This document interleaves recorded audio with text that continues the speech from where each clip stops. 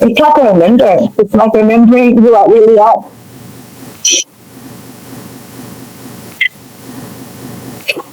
Good, as you should. Welcome to the Mastry Experience.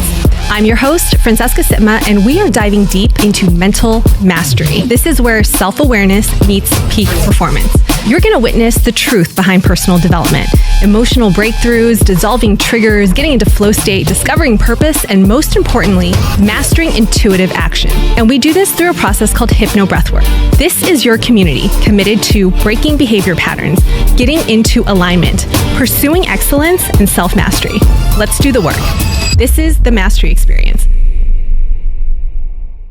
Shout out to Huel for sponsoring and partnering with the Mastry Experience. Hi, Jane. Welcome to the Mastry Experience podcast. Hi, Francesca. I'm so excited to have you. I know that you filled out a little bit of an application and shared what was going on in your life. Could you just give me in your words what you'd like to move through today? I would love to move through work, visibility, and authority issues that I have. So I'm a coach and a mentor for women in midlife who are experiencing like peri/menopause symptoms, helping them overcome that, so that they can make the impact that they want to make in life, whether it's professionally or personally. And I am finding that because I need to reach them, I'm finding that like even now, I'm just talking about it, that like I hesitate before I express myself. I doubt myself. I do 500 takes before I can release a video. In fact, I've never released a video for these women on my posts or anything like that. So what I've done so far is just posted about what I do, but I haven't done any videos as yet. And so my thing is really being able to communicate to these women in a way that is articulate and really expresses what I do for them and what I can help them with. Yeah. What happens when you start recording or when you watch back a video? What are you sort of criticizing about yourself? Like I basically find that I need to script everything out. And I don't want to be like that. I don't want to be a robot. So what I find is that I have a reliance on everything scripted out, everything practice rehearsed. And then when I actually do it, it's like, it just, what I find is that I don't like anything I do. Like it, yeah. Yeah. Except my posts so far, I've gone to the point now of creating posts that I actually like, but video, yeah. Okay, so take me through the process. You've recorded a video, you watch it back. What are the things that you're judging? Is it how you sound? Is it the content of what you're saying? Is it visual? What are the parts that are kind of holding you back? Yes, more specifically, it's not just what I'm saying, but it's how I'm saying it. So it's what I'm saying, yes, because I don't want it to sound robotic. I want it to sound like it's actually coming from me, but it's how I'm saying it, and I see myself looking at my notes when I'm saying what I've got to say. I'm not coming from, my pure self. Yeah. Is it a bit of authentic self? Is it a bit of perfectionism? Absolutely that. And also, I think the main belief that I can come up with is that I'm not allowed to be capable. It's like I'm not capable enough. So it's a lot of judgment on myself, and also and I know that it comes from childhood, and I can see where when I was a toddler, like I was very expressive and loud as a child, and I was basically, back in those days, it was normal to beat a kid up, right? This is a long time ago. So back in those days, people would hit their kids, and so I was hit for it. So I think it comes from that, being hit for being loud and being expressive. And so I toned it down a lot since being subject to that. That makes a lot of sense. Can I ask what your cultural background is? Yeah, it's Filipino. Filipino. Mm-hmm. Yeah, and I was born in Philippines. So even though I grew up in Australia, I came here when I was really young. So I consider myself Australian. It's that Filipino background back in those days. Yeah. Mm-hmm. Both your parents? Yeah, both my parents. What's your mom like? So my mum's, in terms of, she's a very protective mother. So, which can come across as controlling, obviously, and she's a perfectionist as well. She likes everything her way, and her way is the best way. And she's a great mother. She's very much like, yeah, this is the way it should be. And I can see her with the grandchildren now, and I can see how she was like that with me. That she's very like, don't go too far. Don't go out and run in the street. Like that kind of thing. So very protective. Do you have siblings? Yeah, I do. I've got two siblings. They're both older. So one brother, one sister. And you have kids? No, I don't. No? Oh, so when you see your mom, you see them with your nieces and nephews? No. Yeah. Exactly. Okay. Yeah. Got it. Okay. So there's two things, right? If we come from a background, and you're already aware of this, you come from a background where your mom's projecting a little bit of her perfectionism on you and making sure that you're contained in terms of your expressiveness. There's obviously some rewiring and reprogramming and just safety in being able to be yourself and being more playful, being more loud, being a little messy. That's going to be things that we can work on in this session on a subconscious level. The other side of that, though, is just a purely logical, operational, tactical sort of next step that needs to happen, which is you just start getting your reps in. You got to practice it. You got to sit in the discomfort. You got to put it out there. You got to allow the scrutiny to happen. You have to allow a negative comment and just flex your nervous system and your capacity to be able to handle whatever that perceived judgment or criticism that you fear is going to be. So two things have to sort of happen in parallel, but the beauty of using HypnoBreathwork to move through that is it just accelerates the process, right? You can imagine yourself being in that more childlike play, expressive authenticity, and then you can put yourself out there and you can breathe through any nerves. And likely what's going to happen is if you have an authentic message, it genuinely feels like you do, and you're speaking that purely from your heart. When you really learn to speak from your intuition and you say the words that are almost downloaded through you and being channeled through you, you're not going to have that other side where it even matters how people are responding or commenting. You're just going to hit the hearts of the people that need to hear your message, and then that becomes the only thing that matters. But we need to do a little bit of a recalibration so that you feel safe in expressing yourself. And then you actually have to do the hard thing, which is take the action and just put it out there and let it land and then sit in that. Do you feel brave enough to be able to do that? Yeah. Okay. Yeah. It's going to be life-changing for you because it's going to be able to expand your coaching business. It's going to expand your voice, your authority, your credibility. And this is really the next step that you need to take in order for people to want to come and work with you and grow your business. Yeah? Okay. So you've done HypnoBreathwork before? You were in I know you were in the Peak Performance Workshop. Have you done it before that? Yeah, I've definitely done your breathwork before, and I was on your app as well. So yeah. Great. So I'm very familiar. Okay, good. Private sessions go a bit deeper. Obviously, they're more customized. The music hits a little bit harder. So this is going to be a little bit of an intense experience, especially because I am going to take you back into some of those early days. And so that can feel emotional, that can feel heavy, but I promise I'm going to take you all the way to the other side. It's going to feel expansive. It's going to feel really good.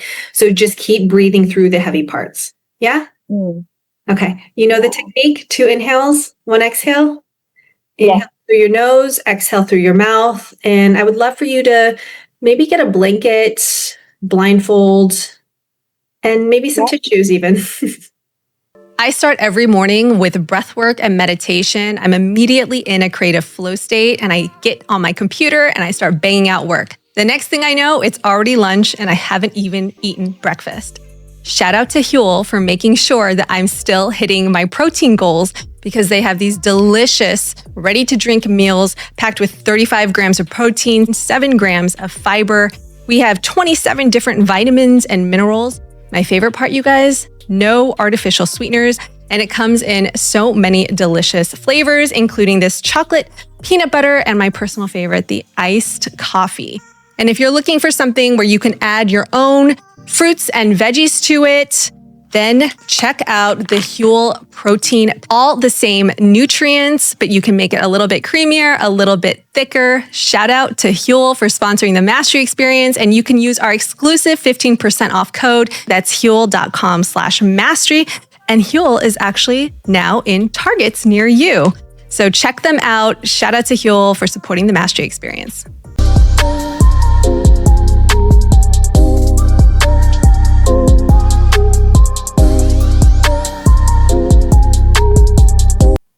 Welcome back. Excellent. Thank you. How do you feel? Amazing. Yeah, amazing. Yeah. Just really clear what my next step is now. Okay, I want to walk through the journey a little bit and then get to the next step. Yeah. When I said to go into your childhood and see yourself as a little girl, how was that for you? So I went back to that childhood when I was hit by my grandfather, and it was hard to go back there, and I didn't feel safe in that space. And so I went, okay, but there's got to be periods where I felt safe, but I can't not feel safe right now. I want to feel safe. I want to feel, I want to feel like I'm at home. So I went back to the parts of that when I was a toddler, when I was, when I felt good, when I had a dog, and all those times where I had my best friend, my dog, and was playing in the garden, those times. Yeah. Mm-hmm. Beautiful. And then I had you sort of look at yourself and say that you're safe to be seen, you're safe to be heard. What did that feel like for you? So it was good to say that to myself. And then it was really, really good to imagine my mum saying that to me, because I never heard those words. Wow. Yeah, never. Not safe to express yourself, not safe to, not your valued. I don't think I've ever heard those words ever. Yeah. That's the beautiful part of the reparenting journey, because we can give ourselves that healing, and our subconscious doesn't know the difference between an external and an internal experience. So that is truly cathartic for you to be able to feel that. Yeah. Yeah, it's okay. Yeah. Were you able to imagine your inner child, the little girl, sort of playing after that interaction with your mom? Yeah, that was easy to do after that, for sure. Yeah. Okay, good. And then in the next song, I had you start to see your impact and the women that you wanted to serve. What did that look like? Was that clear? Yeah, at first it wasn't so clear, but then I was like, okay, well, I can imagine myself doing this, and then I started to see how I'd be like powerful. It was actually very powerful, because I could see myself just standing there, and anything that happens to me, it's like water off a duck's back. So I could see myself just, whether it's verbal or physical or whatever's going to come at me, it's just like I'm just standing for something. Yeah, I can see myself standing for something strongly. That's really incredible, because, as you go on the coaching and the entrepreneurial journey, there's so many unpredictable, uncertain circumstances that we'll never be able to predict or see coming. But to know that you can handle whatever comes your way when you're present, when you're grounded, that really solidifies your self-worth. Yeah. Can I ask what the emotion is that's coming up for you most right now? The emotion is like, it's like a remembrance. It's like remembering who I really am.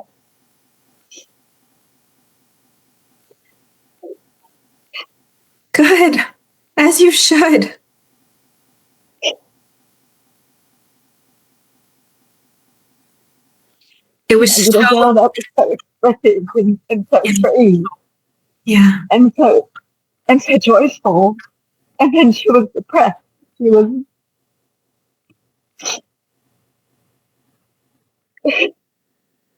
It was very intuitive to play that song for you that talked about power, because that's actually what I could feel from your energy, like deeper than what you were kind of sharing on the surface. Like, oh no, you're really powerful. You're meant to make a really big impact. And that just gets lost in life sometimes when we get diluted, when we get suppressed, when we're told to not speak up for ourselves. That just chips away at our spirit. And when you do this breath and when you start to heal yourself and you start to hear the things that you needed when you were younger and step back into who you're meant to be, it's a big, big shift. Good, good. In the last song, I kind of took you through the more mechanical, the more tactical next steps of being on video. What did that look like and feel like?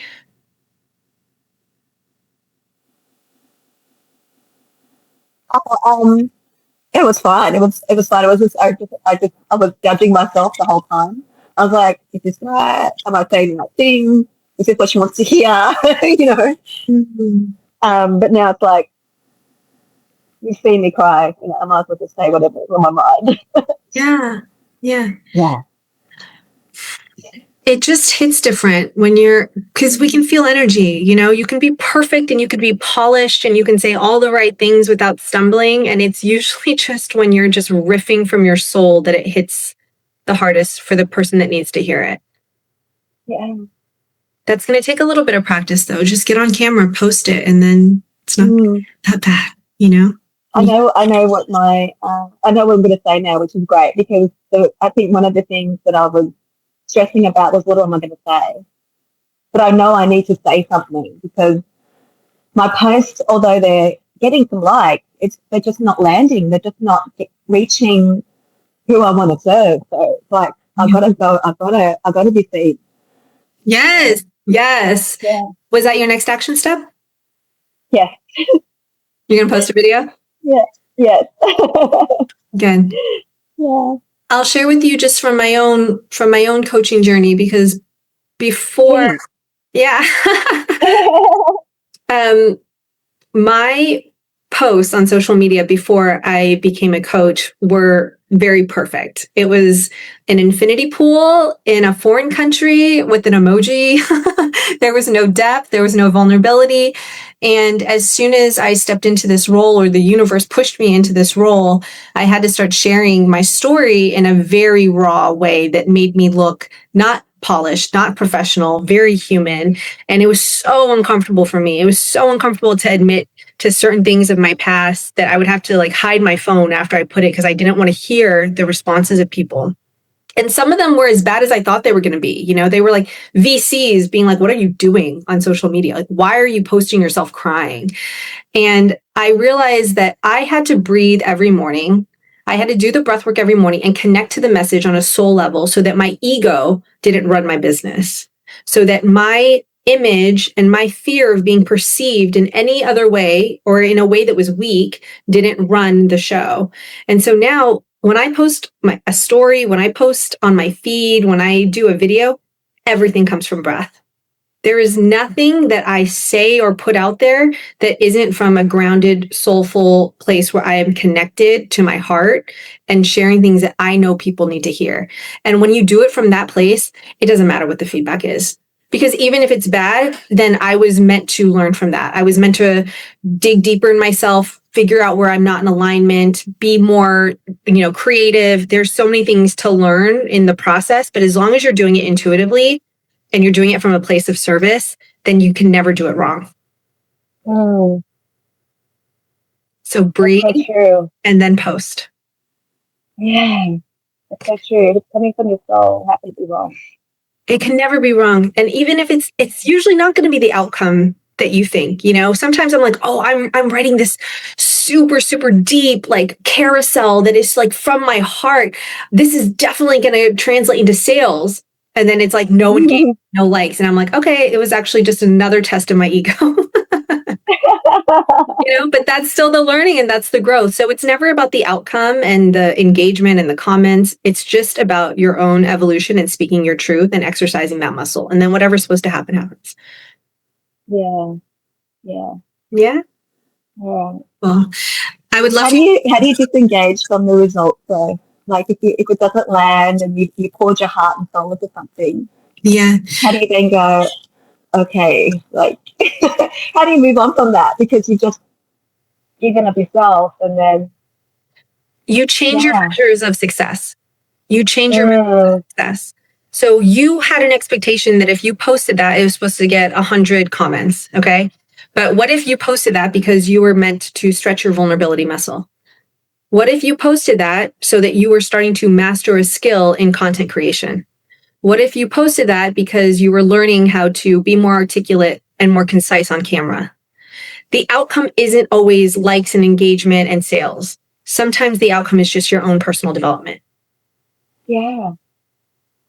Hey, that's true. I like it. I love it. I'm telling you, it's so much easier when it's from intuition. If it's from your head, you will second guess yourself. You will overanalyze. You will drive yourself absolutely crazy based on how it's received. But when it's intuitive, you can just trust that you are meant to do that for a reason that maybe you can't see yet.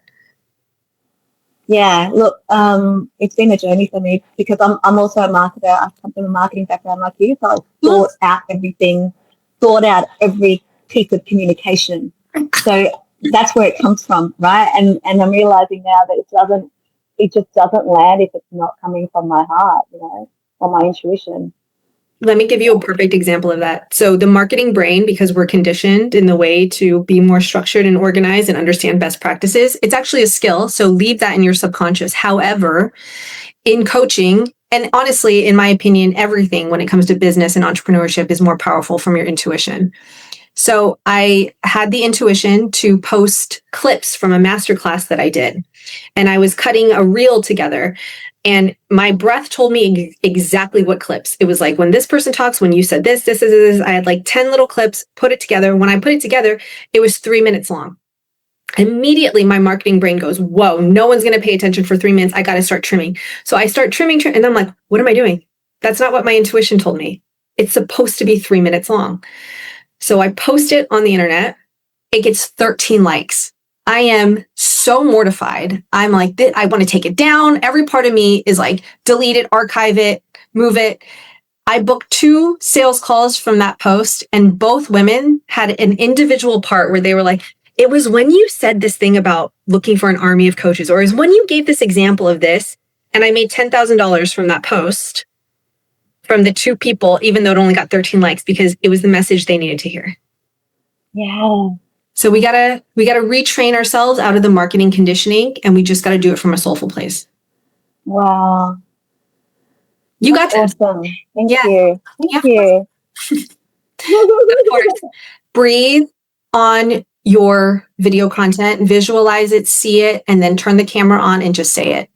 Because breath connects you to the message, it connects you to your intuition, to your soul, it gets you out of your head, put it out there. And then what happens next is your next level of growth, is sitting in the discomfort until it just becomes habit. Now you just post, some of them hit, some of them don't, you learn from them, you move on. Yeah. And when you say breathe, do you mean do HypnoBreath or just normal, whatever breath? No, I mean, I do Mastry up every morning on whatever my business needs next. And usually I'll breathe on the content that I have to put out for that day. So 20 minutes, 8 minutes, whatever you have time for. But you can sit at your computer and you can work for an hour on a video script and trying to make it land and make it perfect and make it polished and bring in stories. Or you can breathe for 20 minutes and everything just flows through you. So really, it's more efficient and it's more productive to just breathe on it. So I'll be breathing, or you'll be breathing, or we'll be breathing like constantly throughout the day. Is that right? I just do it in the morning, and then I do my content that morning. And then the next day it's a new piece, it's a new proposal, project, experience, session, whatever I'm creating. Okay. Nice. Awesome. Well, I hope that served you today. I think that was really beautiful subconscious experience for you to reparent your inner child, to reconnect to her. I think the word that you said that was unbelievably powerful was remembrance. remembering who you are, remembering your childlike joy, that play, that wonder, giving yourself permission to express, and then creating from that place is going to be really magnetic. Oh, yeah. Okay, yeah. Thank you. Oh, one last thing. Yeah. So when you breathe in the morning, so as a structure, so you breathe in the morning, and then throughout the day, do you do any like the normal breathing, like it's but deeper, but deeper, or what do you do to keep yourself, I guess, aligned to that intuitive flow? And yeah, it's a great question. Yeah. So I will typically look at my list of the things I'm prioritizing for that day.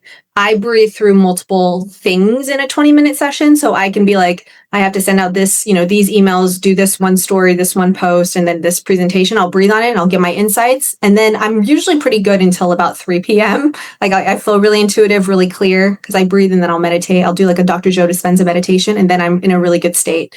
Usually around 3 p.m., my like conditioning or my bitchiness starts to kick in.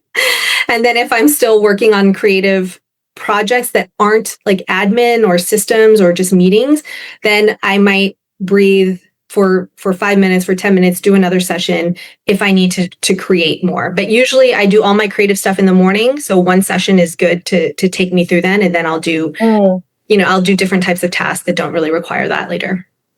Lovely. All right, cool. You got the intel. I love this. This is so good. Thank you so much.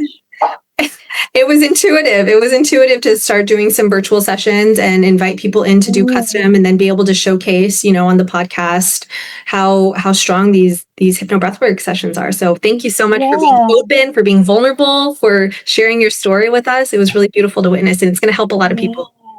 Yeah. Because I was raw and vulnerable in that session. Yes. Well, it was so lovely to meet you, Jane. Thank you again for being on the show. Of course. Yeah. I'm going to go back on the app now. Good. Well, if anyone at home wants to experience a session similar to what Jane did, I would recommend the I Am Enough session on Mastry app that is inspired by Louise Hay. That's a good one. Awesome. Thank you again so much for being on the show. It was nice to meet you. Bye. Shout out to Huel for sponsoring and partnering with the Mastry Experience.